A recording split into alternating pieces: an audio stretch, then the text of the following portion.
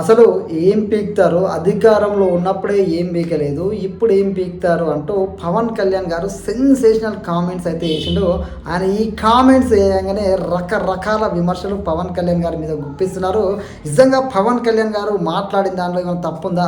పవన్ కళ్యాణ్ గారు ఎందుకు ఈ విధంగా మాట్లాడాల్సి వచ్చింది? పవన్ కళ్యాణ్ గారు ఉత్తగానే ఎవరిని పడితే వాళ్ళని గెలకడానికో లేకపోతే ఏదో టైం పాస్ కాకనో మాట్లాడిండా? ఎందుకు ఏ సందర్భంలో మాట్లాడిండు?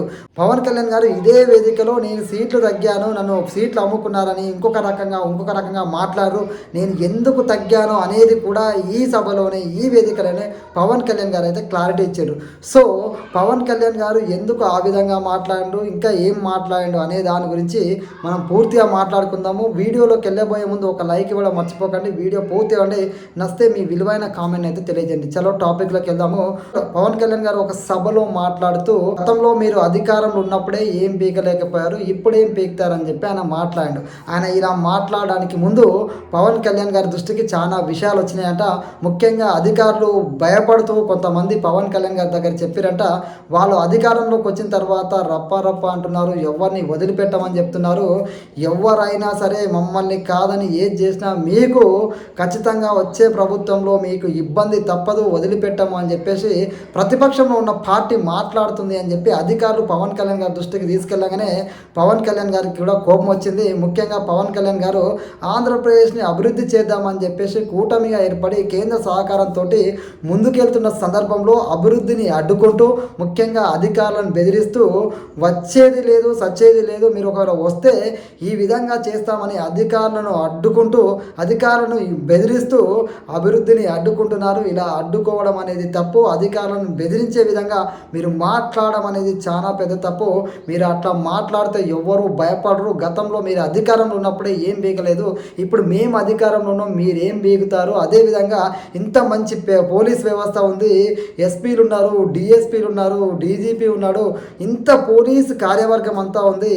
ఇంతమందికి ఒక్క స్థాయిగా మేము చేస్తే, ఒక్క పొలిటికల్ నిర్ణయం మేము తీసుకుంటే మీరు ఎవరైతే అడ్డదిడ్డంగా విదేశాల్లో కూర్చొని కొందరు సోషల్ మీడియాలో కొందరు నోరు ఉంది కదా అని ఏది పడితే అది మాట్లాడుతూ ఆంధ్రప్రదేశ్ అభివృద్ధిని అడ్డుకుందామంటే ప్రతి ఒక్కరికి మేము పొలిటికల్గా తీసుకోబోయే నిర్ణయం వల్ల బొక్కలు వేసి కాళ్ళు కీలు విరగొట్టి లోపల కూర్చోబెడతారు పోలీస్ వాళ్ళు అని పవన్ కళ్యాణ్ గారు స్పష్టంగా ఒక వార్నింగ్ అయితే జారీ చేసిండు. ఈ సందర్భంగా పవన్ కళ్యాణ్ గారు అయితే మాట్లాడారు.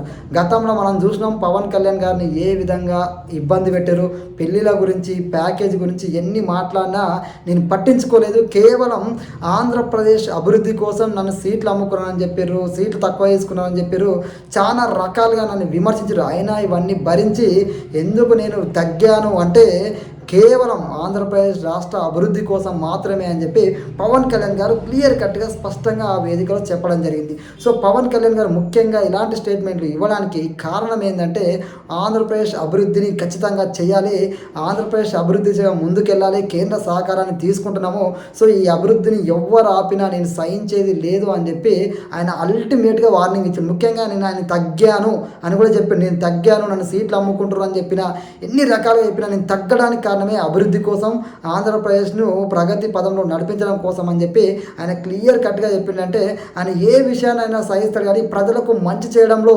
అధికారులను బెదిరిస్తాం, రేపటి రోజున అది చేస్తాం ఇది చేస్తాం అంటే అస్సలు పవన్ కళ్యాణ్ భయపడే వ్యక్తి కాదు. ఆయన చెప్పిండు అదే సభలో, మేము అన్ని తెగించే వచ్చాము, ఇంట్లోకి వెళ్ళి బయటికి వెళ్తే మళ్ళీ ఇంటికి పోతామా లేదా అన్న నమ్మకం మాకు లేదు, అయినా సరే మేము అన్ని తెగించి వచ్చాము, ఎవడు ఉన్నా లేకున్నా ధైర్యంగా నిలబడతాం, మీ యొక్క పుడత బెదిరింపులకి మీ కామెంట్స్కి ఎవరు భయపడరు, మీరు అధికారంలో ఉన్నప్పుడు కూడా దమ్ముగా కొట్లాడడం, ప్రశ్నించడం, పోరాడడం, అప్పుడే మీరు ఏం చేయలేకపోయారు, ఇప్పుడు ఏం చేస్తారు అని పవన్ కళ్యాణ్ గారు ఈ సభలో ఈ విధంగా క్లారిఫికేషన్ ఇస్తూ ఈ విధంగా మాట్లాడడం అయితే జరిగింది.